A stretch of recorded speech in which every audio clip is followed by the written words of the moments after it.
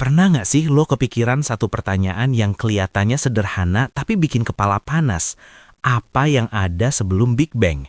Sebelum alam semesta meledak, sebelum bintang menyala, sebelum waktu mulai berdetak, apa sebenarnya yang ada? Atau jangan-jangan nggak ada apa-apa sama sekali? Pertanyaan ini bukan cuma bikin orang awam bingung, tapi juga bikin ilmuwan dan filsuf garuk-garuk kepala selama puluhan tahun. Big Bang sering digambarin sebagai ledakan besar yang melahirkan alam semesta. Tapi yang sering nggak disadari, Big Bang itu bukan ledakan di ruang kosong. Big Bang adalah momen ketika ruang dan waktu itu sendiri mulai ada. Jadi pas lo nanya sebelumnya, masalahnya bukan jawabannya, tapi pertanyaannya. Karena dalam sains modern, waktu itu lahir bersamaan dengan Big Bang. Artinya konsep sebelum bisa jadi nggak relevan, karena sebelum Big Bang, waktu belum ada buat dipakai. Bayangin lo nanya apa yang ada di utara kutub utara. Pertanyaannya kedengeran masuk akal, tapi sebenarnya salah arah, karena kutub utara itu sendiri adalah batas.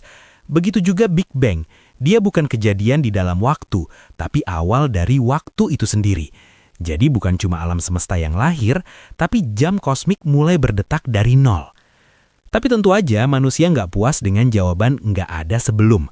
Rasa penasaran kita terlalu besar. Makanya fisikawan mulai masuk ke wilayah yang lebih dalam. Wilayah di mana hukum fisika klasik mulai goyah. Di titik paling awal Big Bang, alam semesta ada dalam kondisi yang disebut singularitas. Ukurannya nyaris nol, suhunya tak terbayangkan panasnya, dan seluruh energi alam semesta terkumpul di satu titik. Di sini, hukum fisika yang biasa kita kenal berhenti bekerja. Gravitasi, ruang, waktu, semuanya campur jadi satu. Dari sini muncul berbagai teori gila tapi serius.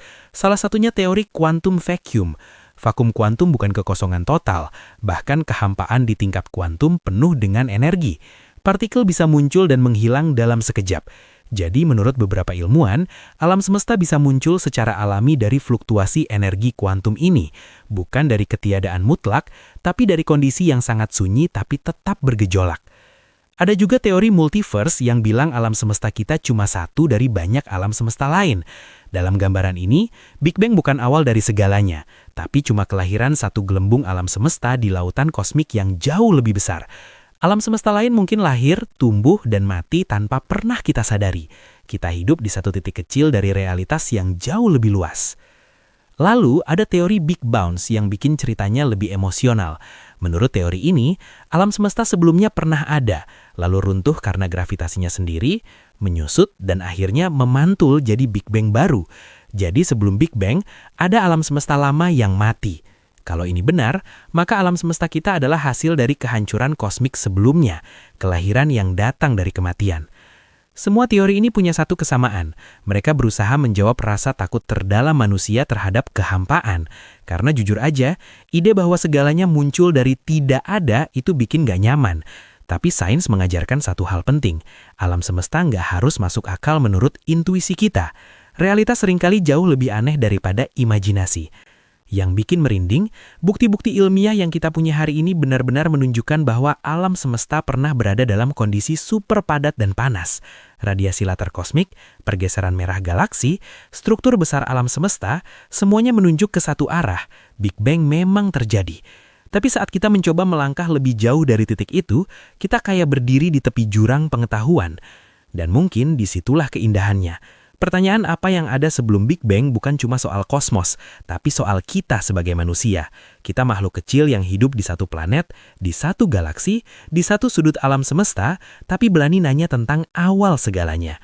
Kita mungkin belum punya jawabannya sekarang, tapi setiap teori, setiap pengamatan, setiap pertanyaan yang muncul, itu semua tanda bahwa manusia nggak pernah berhenti mencari makna.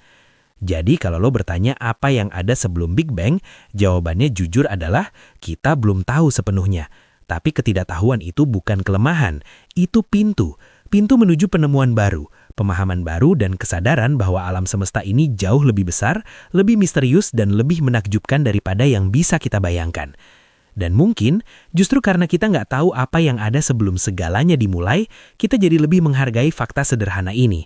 Kita ada sekarang, hidup di tengah kosmos yang terus berkembang, membawa pertanyaan yang sama besarnya dengan alam semesta itu sendiri.